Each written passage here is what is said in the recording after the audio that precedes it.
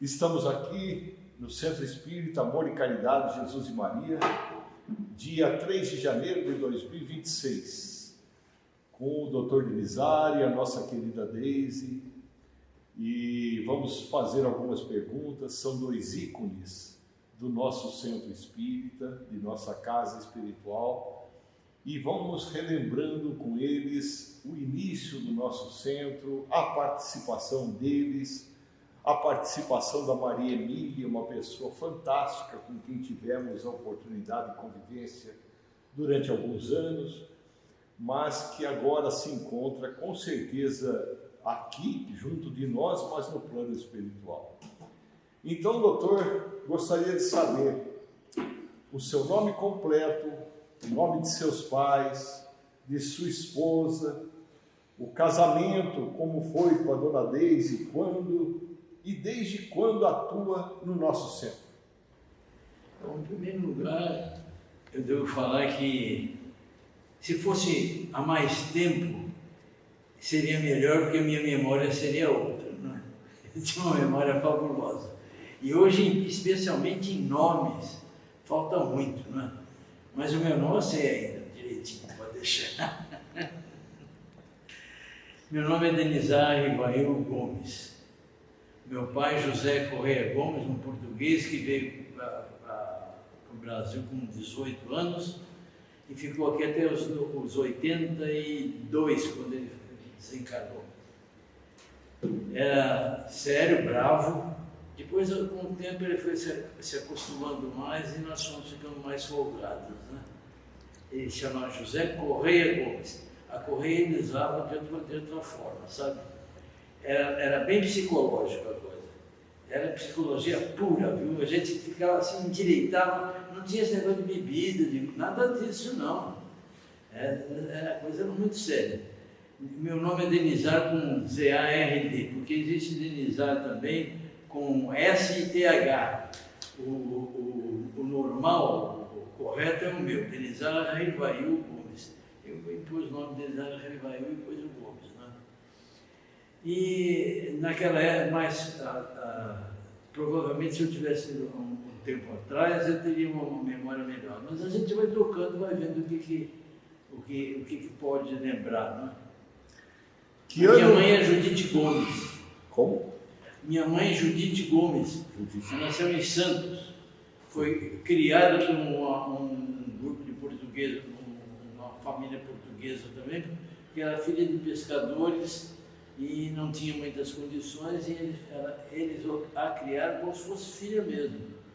Realmente nós considerávamos como parente nosso, sabe? Eu acho que é só isso. Bom, quando que se realizou o casamento entre o senhor e a nossa querida Deise? Foi em 1960, em julho, 16 de julho de 1960. Eu conheci a Deise numa reunião nossa, quando a gente fazia... Nós tivemos uma mocidade aqui em Ribeirão Preto muito ativa. Era impressionante o que a gente fazia.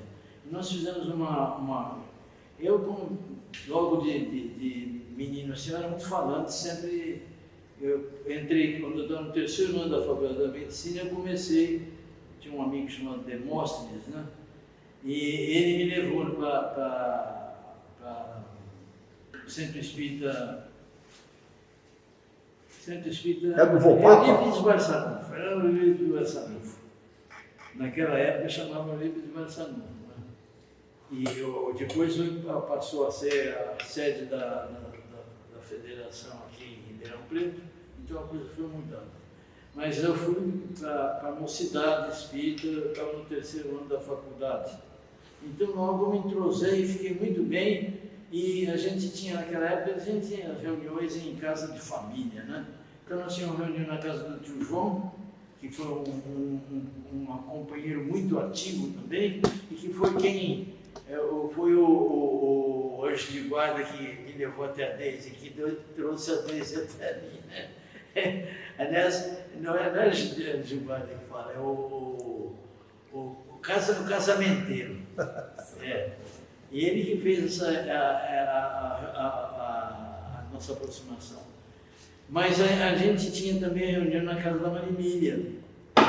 E a gente reunia assim nessas casas, mas a gente tinha a mocidade espírita, que era muito ativa, eu estava começando a falar sobre isso. Tinha uma atividade muito grande. Então nós fizemos uma reunião, que era uma reunião, se não me engano, era só paulista, mas veio muita gente de fora. Tinha, por exemplo, a primeira vez que veio o Divaldo Pereira Franco, ele era um mocinho ainda, né? Ele veio aqui, veio em Ribeirão Preto, veio o Jacó Oster, que era de Curitiba, na época era o que tinha mais fama como orador. Não é? Veio o Valdo Vieira, veio também naquela época, eles estavam bem, os dois, né? com o Chico, tudo bem. E aí nós tivemos uma reunião muito boa, e naquela época eu via a Deise, né? Ela e a irmã, elas andavam sempre juntas, as duas professoras estavam lecionando em Penápolis, ali numa fazenda, e pedi por favor para elas ficarem lá, porque não ficava ninguém, mas as duas enfrentaram, deram curso lá.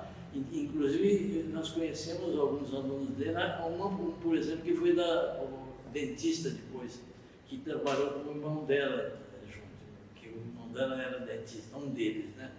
Bom, eles eram em 14, tinha gente que não acabava mais, e cada grandão, viu, tinha que respeitar. Mas aí nós começamos a namorar, e depois foi passando, e em 3 anos nós estamos casados. Casei então em 16 de julho de 1960.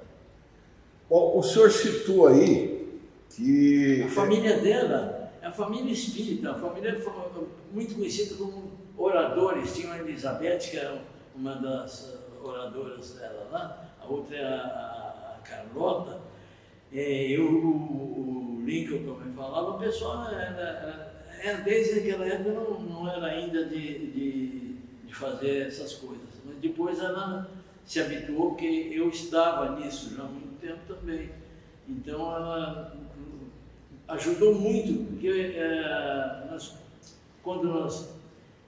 vou adiantar um pouco, quando nós fizemos a união aqui, eu acho que já podia até começar falando sobre isso, né? Então, a pergunta justamente é essa. Você citou também que ia na casa da Maria Emília, eu acho que vocês começaram junto à mocidade. Quando que vocês vieram para esta casa, que já conheciam essa casa, tinham ouvido falar da Dona Mariquinha? Não. Aqui, naquela época, havia muitas reuniões em casas particulares. Então, era na casa do tio João que a gente reunia, e reunia na casa da Maria Emília. Mas também nós íamos no Centro Espírita, que era o seu Papa, que era o eleito lá, vamos dizer assim. Mas é formidável, espetacular o trabalho do seu Papa. Foi um trabalho muito bonito. Sempre foi.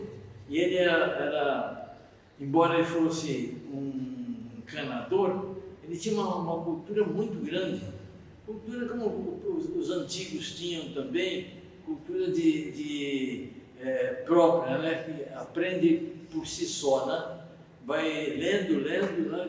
Depois que aprendeu a ler, claro, e aí forma-se um senhor como o Papa, que topava até enfrentar situações bem adversas espíritas para defender o espiritismo. Então, nós tínhamos uma cidade que funcionava muito bem.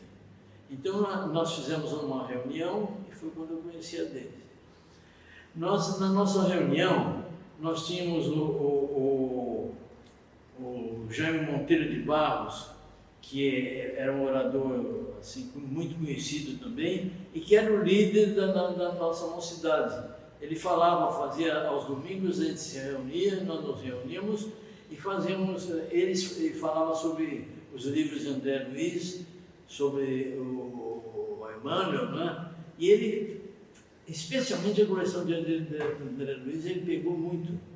E ele contava essas coisas todas para a gente, ele descrevia os capítulos, né? Depois perguntava as coisas também e nós fomos aprendendo assim. E fazemos reuniões, tínhamos naquela época, nós tínhamos também a campanha da Fraternidade Alta de Souza, que a gente ia pedir as coisas nas casas, né? A gente pedia para a manutenção do centro mesmo e para a manutenção dos que nós assistíamos pelo centro. Então era a gente fazia isso no domingo a gente passava e deixava os saquinhos lá, e no outro domingo a gente passava colhendo as coisas. A gente ouviu algumas coisas que não gostaria de ouvir, mas também ao contrário, tivemos muita coisa boa, né? E quando que você e a Maria Emília especificamente, alguns outros vieram para cá? Isso. Para o nosso centro? Nós tivemos, aliás, a Maria Emília morava aqui perto, né? Eles moravam aqui perto. E ela teve um convite do pessoal daqui, que só ocupava o sábado. Era o pessoal antigo, né? Era a dona Mariquinha, que é a dona do pedaço aqui, né? A dona do centro das casas aqui, tinha uma casinha pequena na frente também, ela e o seu Frederico. E tinha uma filha também, que vinha com ela também, que era a Elvira. E tinha uma porção tinha pessoas idosas, todas pessoas bem idosas. O presidente na época era o Massaro, que tinha uma banca de frutas, lá em frente à catedral ali. Ele que era o presidente. Ele que bancou, inclusive, o primeiro centro aqui, né? Ele deu o dinheiro para poder construir, né? Não sei. Isso daí nós ficamos sabendo. Completou, é isso aí mesmo. Ele que era o presidente.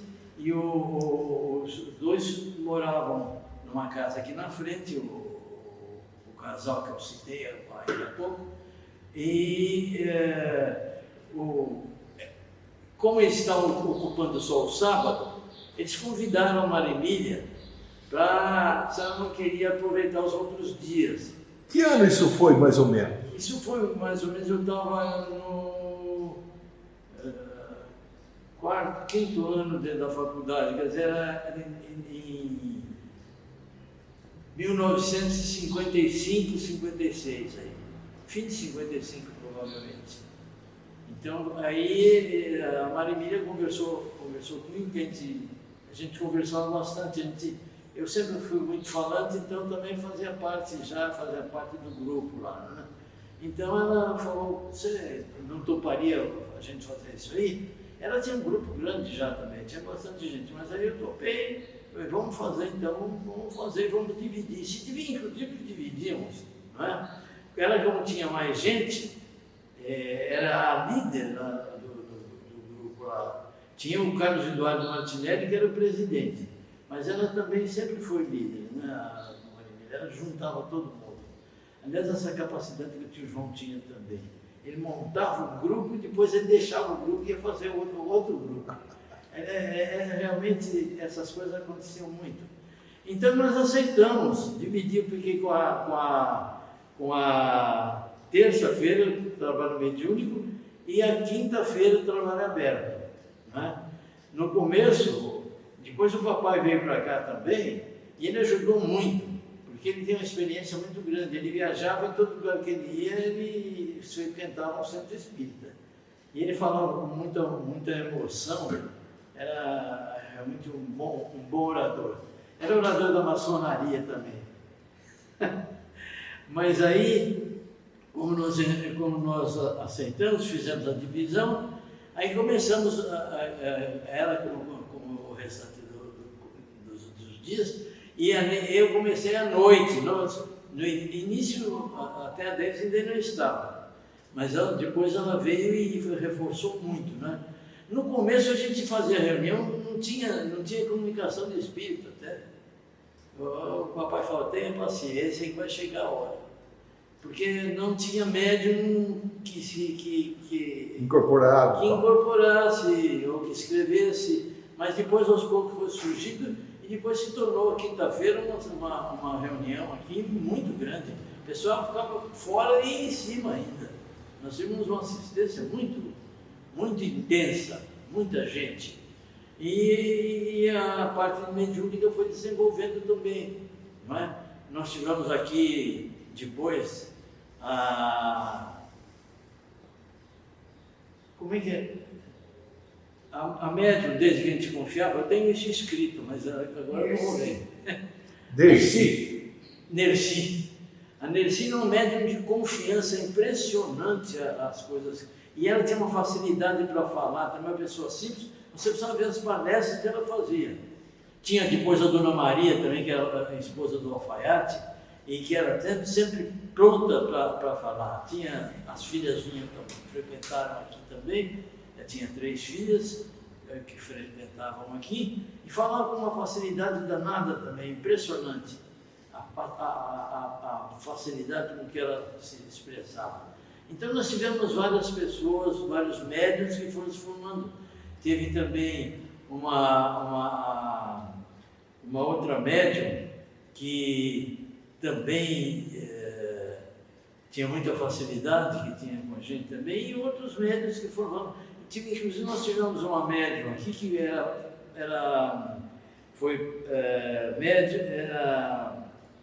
empregada da Casa Alemã, se chamava? Casa Alemã.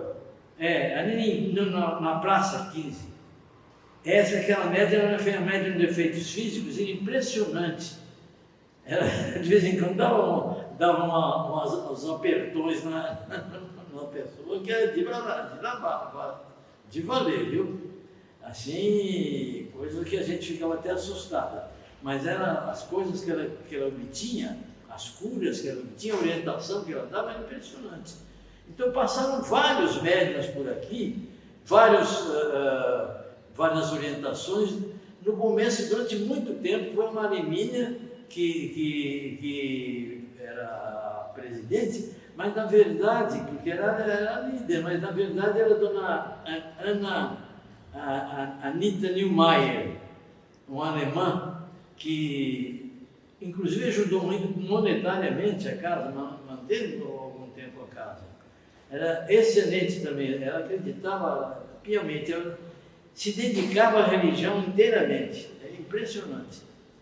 Ela era presidente eleita e a Maria Emília de fato. Era presidente eleita, mas de fato era a Maria Emília. Ela se dava muito bem.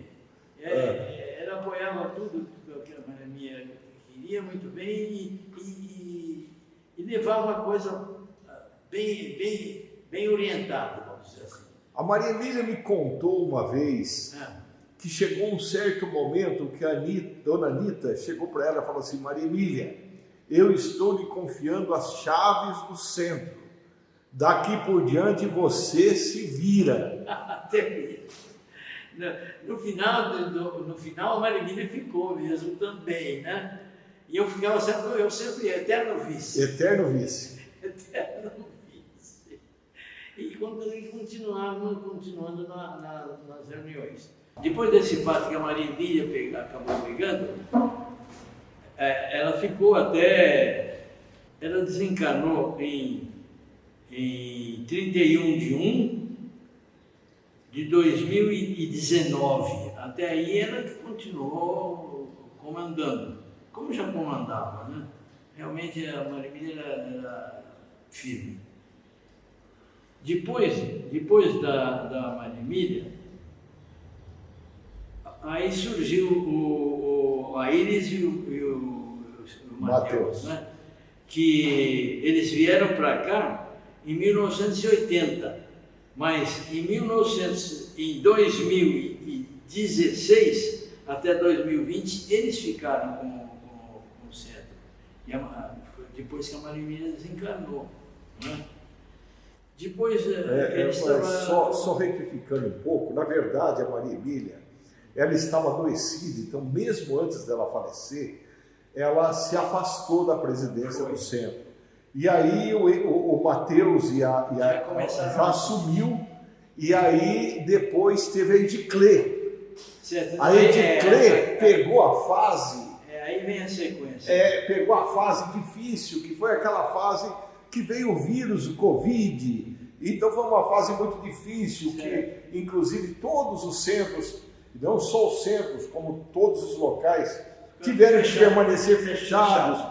Nessa época, pouco antes disso, nós tivemos fechado porque o Mateus e a Iris eram muito trabalhadores. E nós fizemos uma reforma grande no centro, e nós ficamos no centro, sediados no centro da rua... Da João Ramalho. Hein? Da João Ramalho. No centro da João Ramalho, que é a Kikita, que era uma das que trabalhava um dia aqui. Ela era médium também, não é? E ela nos convidou para ir para lá. Nós fomos lá um bom tempo até fazer segundo andar aqui, tudo, não é? Tivemos algumas atrapalhações aqui por causa da vizinhança, depois, não é? Mas passou. Os espíritos, a gente que não confia, a gente que não confia, que deveria confiar, viu? É verdade. É verdade, sim, claro. O acaso não existe nas leis divinas. Não. Então, se a gente confiasse mesmo, a gente sabia que isso ia passar. Eu tinha quase certeza disso, mas enquanto a coisa dura é difícil, né? É difícil. Então, para construir, gente achando ruim e tudo mais, foi um período difícil, né? Mas aí eles conseguiram muita coisa aqui. Naquela época a gente não falava em comprar as coisas em vezes.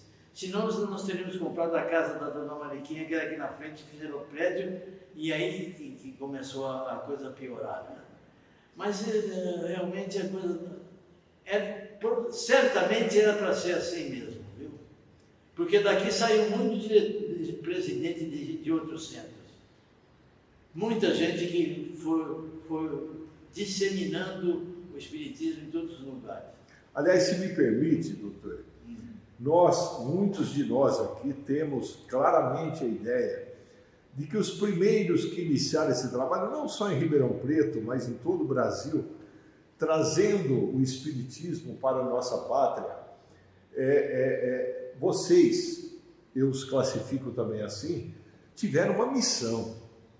Nós outros, hoje, somos tarefeiros. Fazemos uma tarefinha aqui, uma tarefinha ali, mas vocês não.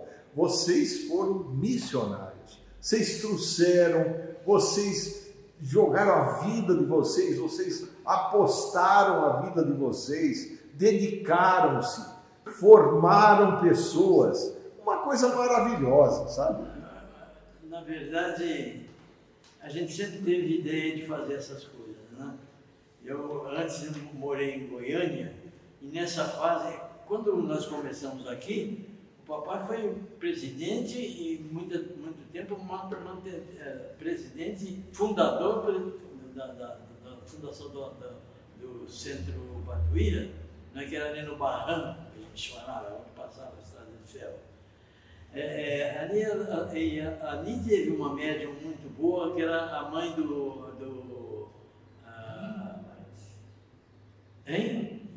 Lima Duarte. A mãe do Lima Duarte era uma médium fabulosa. Naquela época não tinha quase médico, a gente tinha médium.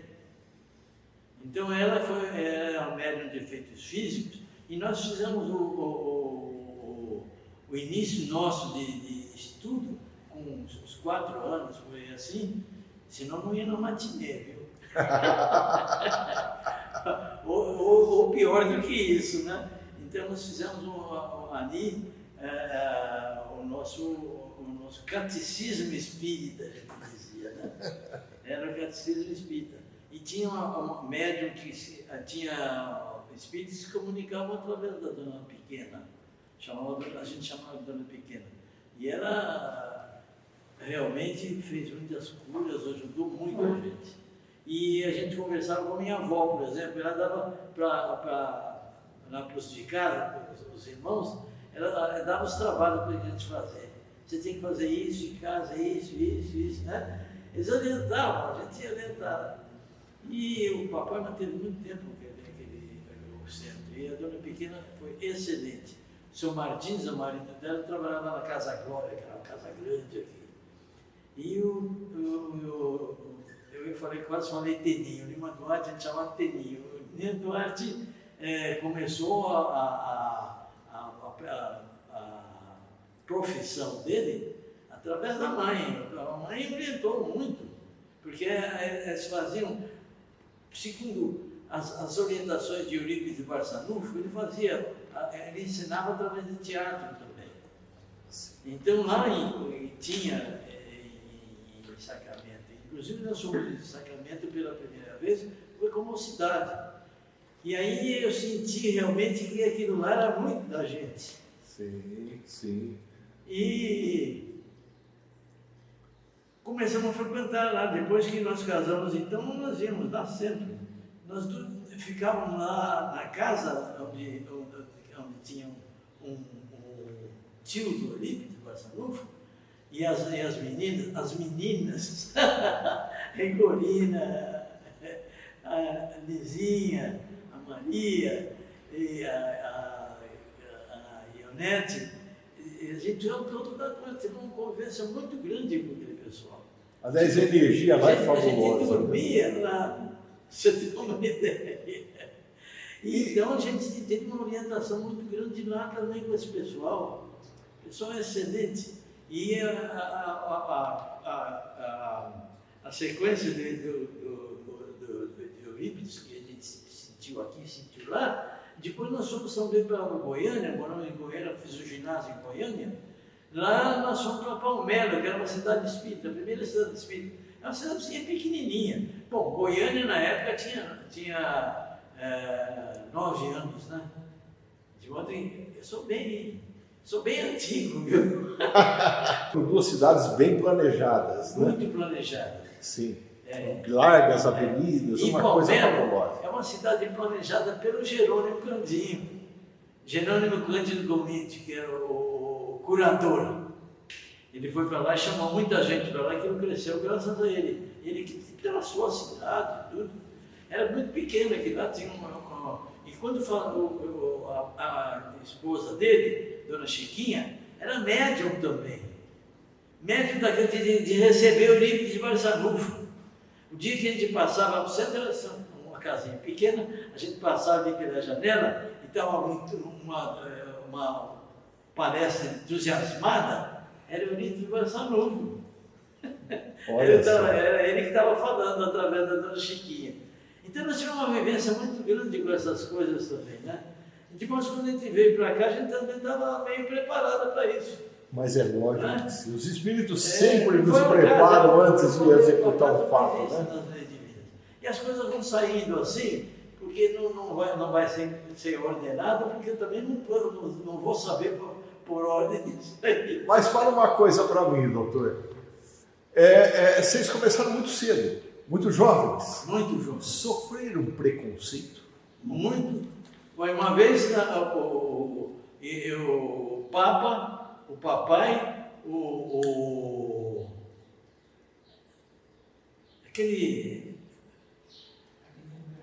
advogado que tem uma casa que foi refeita ali na praça agora, foi reformada, é o advogado mais conhecido aqui, ele também era espírita. Eles foram fazer uma palestra em Jardinópolis, avisados que poderiam ser apedrejados lá. Nossa. Você acha que um português e um italiano e um brasileiro vão afinar numa dessas? Foram lá, falaram e ninguém fez nada.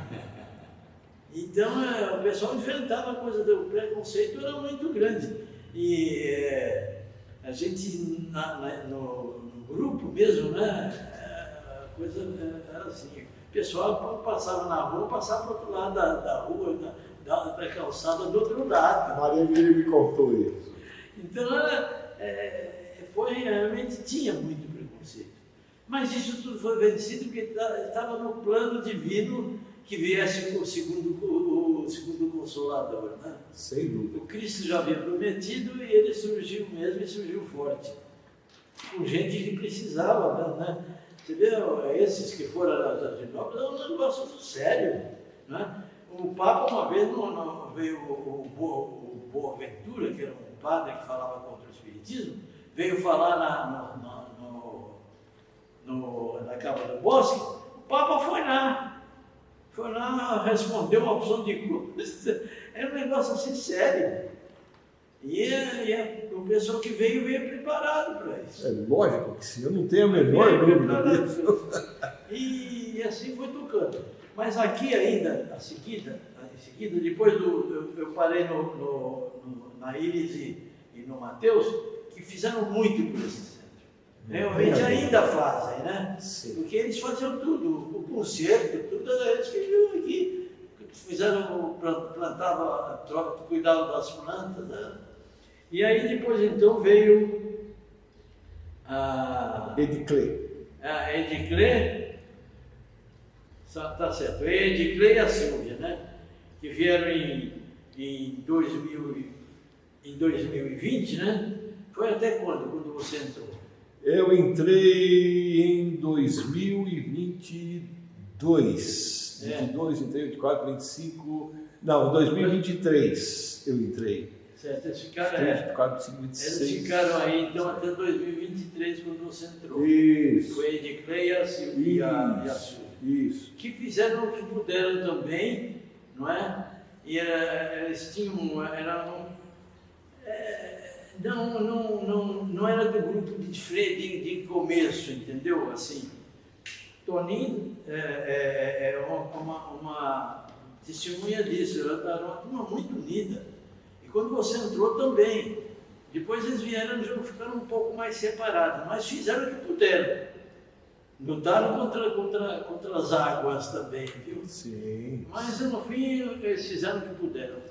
Não, pegaram um período dificílíssimo, porque... Depois pegaram esse período da pandemia. Da pandemia. Então foi uma época que foi fechada, foi a segunda vez que o centro fechou, porque a primeira foi para a reforma. Sim. Depois foi essa vez aí. Nós estamos fora, na reforma nós estamos fora, acho que mais de um ano.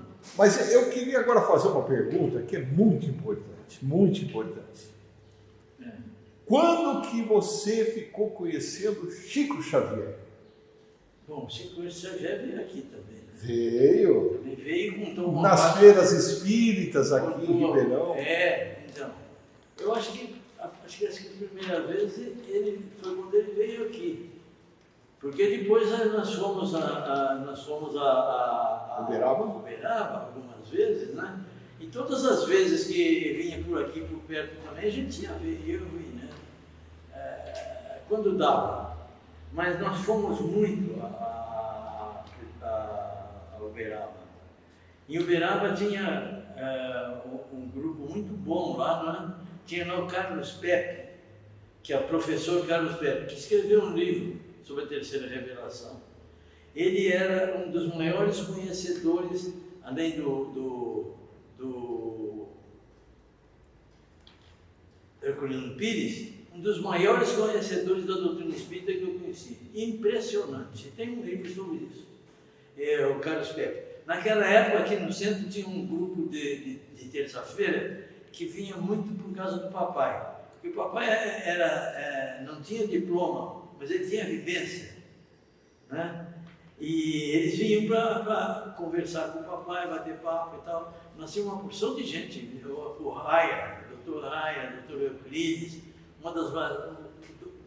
duas das maiores inteligências que eu conheci. E facilidade para falar também. E o Euclidão era médium também. O Raia era impressionante, né? No começo ele era comunista. Ele falava no palanque, né? Com entusiasmo, danado. Aí ele foi para Cannes, né? Ele foi para Cannes e lá ele conheceu o Espiritismo. Ele falou, isso que eu procurava. Aí nós tínhamos um trabalho no Campo Aberto, nós tínhamos vários trabalhos assim, ao mesmo tempo, né? Nós tínhamos um trabalho lá no Campo Aberto. Campo Aberto é ali onde a Avenida Pedro II.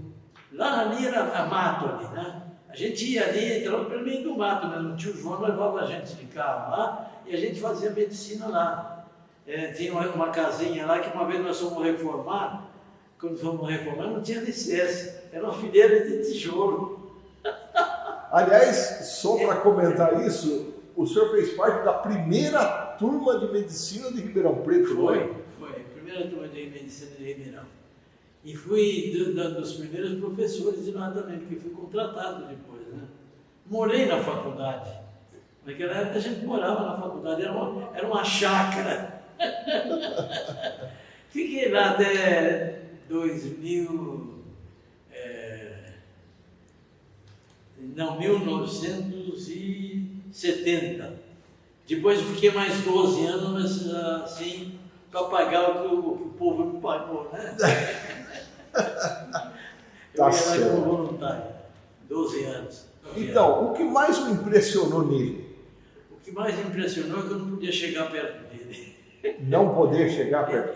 Porque eu começava a chorar e não aguentava. Ah, A emoção que ele transmitia. Outro dia eu estava vendo um artigo falando sobre o poder das pontas, mostrando agora com aparelhos a aura. E uma vez mediram a aura do Chico Xavier e deu 12 metros. o normal são alguns centímetros. São alguns centímetros, coisa assim. E aí essa coisa, esse aparelho agora mostra que essa expansão perispiritual, a parte emocional como funciona. Então, não conseguia quase chegar lá. Depois, até que, enfim, eu começava a cercar o Chico.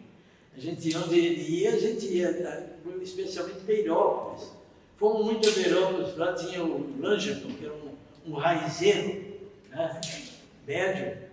Ele tinha lá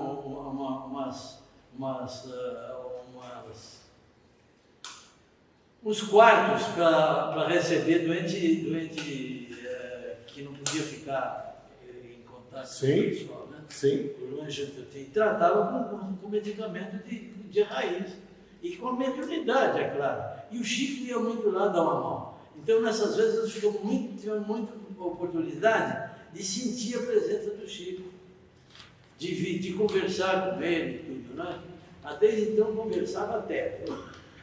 Bom, agora sobre outro médium que nos tocou, creio que a todos. Uma vez eu já conhecia esse médium, desde Campinas, pessoalmente eu estou falando, né? Mas aqui em Ribeirão Preto, eu lembro que teve uma aí no... como é que chama aí? Chácara do Bianchi? Não. Aí... na Biblioteca das Não, Covas. estádio. Não é estádio. Da Cava do Bosque. Teve a vinda do Divaldo Franco. Inclusive, quem cantou uma música lá e nos encantou foi você. E o Divaldo até falou sobre isso e disse: que coisa mais maravilhosa. E ele até citou o fato de que existiam amigos espirituais o rodeando durante essa... Dona Leia, no sanatório, falava isso. Bom, então a impressão agora, qual a impressão que você tem desse médium? E o que mais me impressionou dele? Não foi no começo. No começo tinha o Jacó, que falava muito bem. Mas vou falar mal dele, não de jeito nenhum. Mas ele citava muitas paisagens, muitas coisas, intermeava muito. Mas depois, aos poucos, ele foi ficando cada vez melhor e realmente um meio fabuloso. Eu digo que assim, o Paulo de Tarso do Espiritismo, porque ele andou o mundo inteiro levando o Espiritismo. Fabuloso! Fabuloso! Aliás, eu não sei se o senhor estava presente nesta reunião que eu sei que sei a Deus desde foram numa reunião internacional de espiritismo. Eu não sei se foi a mesma em que o Divaldo psicografou Leon Denis escrito espelhado Ele fez isso em francês. Ele fez isso na França. Na França ele fez isso, escrita espelhada. Você tem que olhar no espelho, pôr no espelho para se ler. E em francês. Em francês. Mas o Divaldo nós conhecemos muito, mas muito mesmo. Por causa daquela primeira reunião, onde quando ele vinha, a gente estava atrás. Então o Divaldo realmente ficou muito amigo da gente. A gente batia muito papo com ele e ia atrás dele. Um médium fabuloso mesmo, né? Muito, muito. Bom, e para a gente já partir para o encerramento, né? Mas quando conheceu... Mas uma coisa só. Mas o Chico realmente é diferenciado. É outra, assim, é um espírito que veio em nome do Cristo. Eu concordo. Veio fazendo as vezes do Cristo, representando-o. E até o escritor dele, Carlos Bacelli? Elifas. Não, ele relatou uma reunião no espaço de espíritos elevados para escolher, hein? Humberto de Campos narrou a reunião que precedeu a vinda do Kardec aqui. Sim, né? sim. E para mim, quem completou a coisa do Kardec foi o senhor Chico Xavier. Bom, na minha opinião é o mesmo espírito. Mas é só cada um tem a só sua uma opinião, citação né? para não ter polêmicas. Porque existem espíritos mas ele veio representando o Cristo. Lógico. E agora veio complementando a obra. Não, então, é muito claro, o Chico né? é realmente a referência maior que nós temos. Quando que ficaram conhecendo o Carlos Bacelli? O Carlos Bacelli, na época que nós conhecemos o Chico, o Carlos Bacelli fazia parte da mesa do grupo dele, né? E o pai dele era acho que João Mamão, que chamava, né? Que era um médium conhecido em Uberaba também. E ele e a esposa dele, né? O Bacelli. O Bacelli acompanhava, ia lá na Abacateiro, nós fomos algumas vezes também, mas íamos mais lá na casa onde ele foi. Porque ele teve a fase de Olimpíada de Leopoldo, que era uma primeira fase. Depois, quando já tinha feito aquela entrevista na televisão, não é?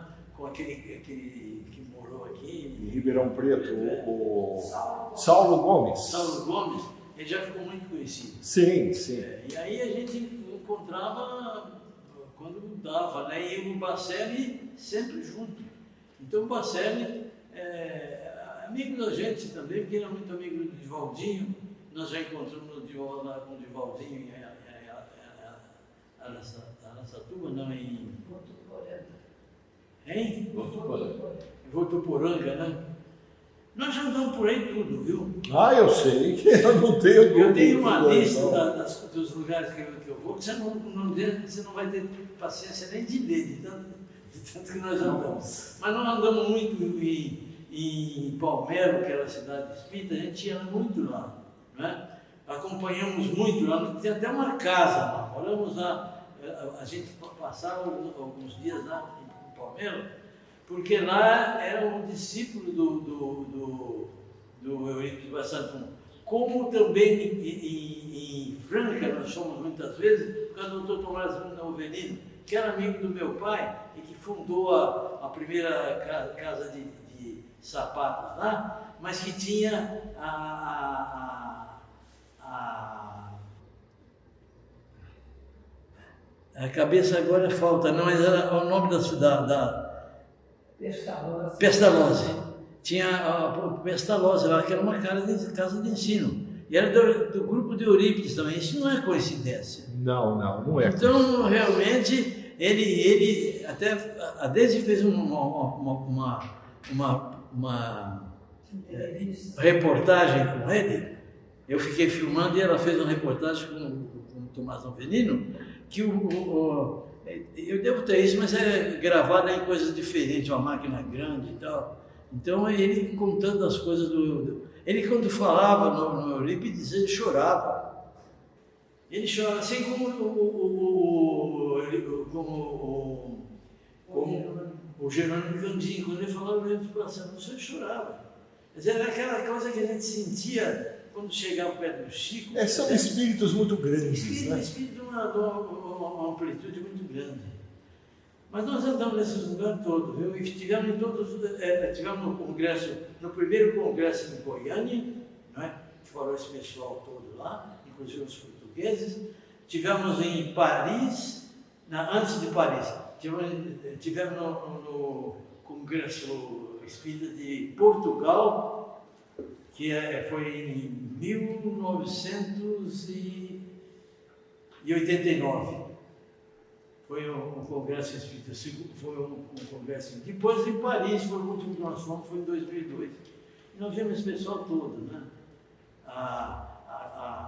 Ficaram muito amigos da gente. Eu vi também outro médico que eu conheci importante, foi lá no Rio de Janeiro, a Ivone Pereira. Ivone. Eu tinha congresso médico no Rio de Janeiro, aproveitava e ia lá. Fui lá umas 2, 3 vezes, conversando com ela sozinha, ali batendo papo. E a Marlene Nobre, né? Que e a Marlene foi muito amiga da gente. A gente encontrava muito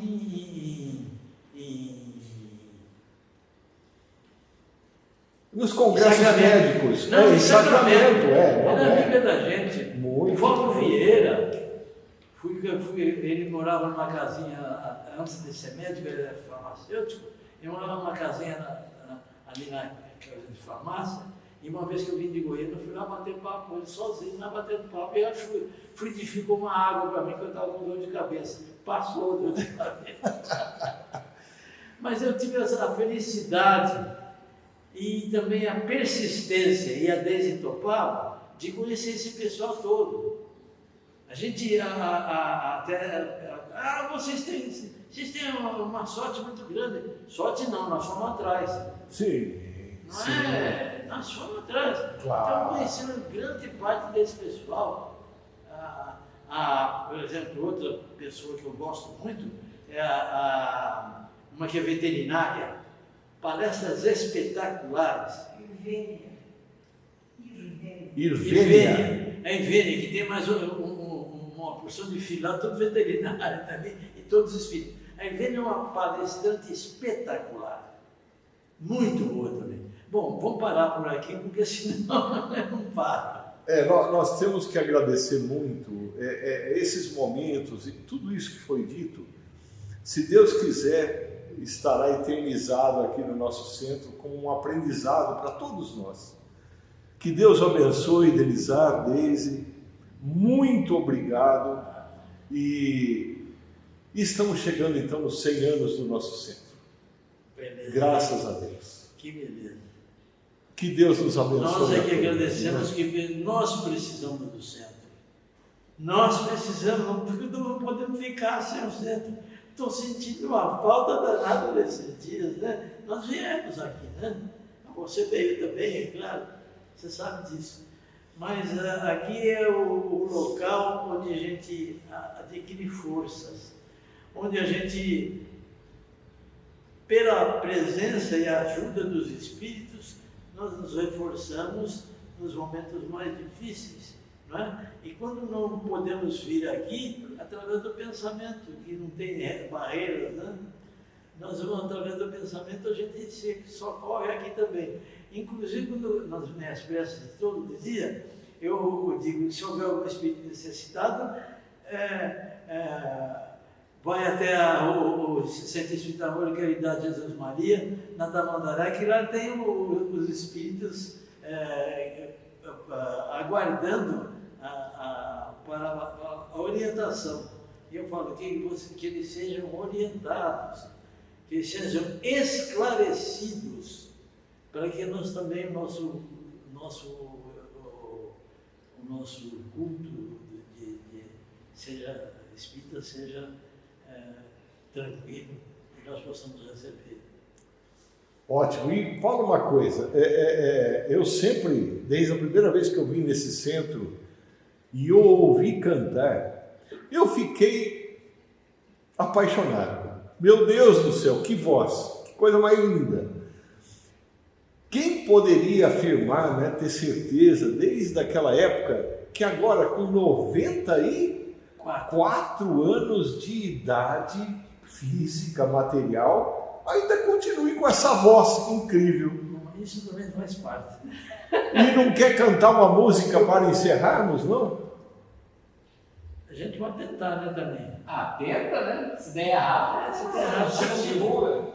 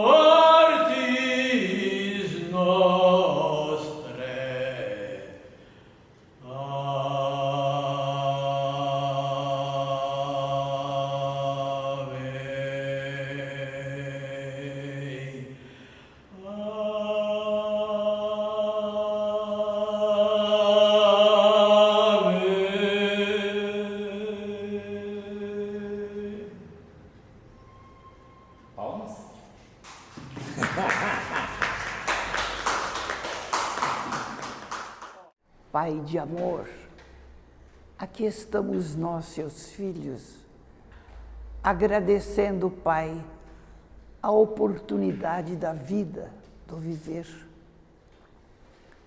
a oportunidade dessa encarnação nesse planeta tão lindo, que Jesus, com tanto amor, preparou-nos. Jesus, divino amigo, mestre querido, nós lhe agradecemos, Jesus, a sua vinda, a sua estada entre nós. Agradecemos o seu evangelho, suas palavras, seus gestos. Jesus querido, a sua bênção para nós, a sua bênção para esse planeta, principalmente, Jesus, para que esses líderes que ainda apreciam a guerra possam cair em si e lembrarem que a semeadura é livre, mas a colheita é obrigatória. Doce Mãe Maria de Nazaré, abençoa esses nossos irmãos que estão perdendo suas vidas, seus bens, suas famílias, seus filhos. Acolhe-os no seu amor, na sua misericórdia. E ao nosso anjo Ismael, querido amigo, abençoa o nosso Brasil, abençoando a todos aqueles que nos governam, que nos administram. Que o Brasil possa honrar o compromisso, coração do mundo, pátria do Evangelho, para que as guerras não penetrem o nosso país, mas que sim seja um país de trabalho, trabalho no bem, a edificação de um mundo melhor. E terminando essa reunião tão agradável, nesta casa que respeitamos, que amamos e pedimos amparo, proteção para ela, principalmente pelos seus dirigentes e por todos aqueles encarnados e desencarnados que procuram suas portas. Que sejamos neste momento abraçados carinhosamente por vocês, amigos queridos que aqui estão. Que nos ilumine, que nos abençoe e que entremos nesse ano que se inicia com coragem, lembrando que Abigail falou para Paulo: ama, trabalha, espera e perdoa. Que possamos ter esse lema para o nosso novo ano. Obrigado, Jesus. Mestre querido, dá-nos a sua paz. E aquele nosso pedido, Jesus, além da gratidão eterna, fica conosco sempre. Que assim seja. Graças a Deus.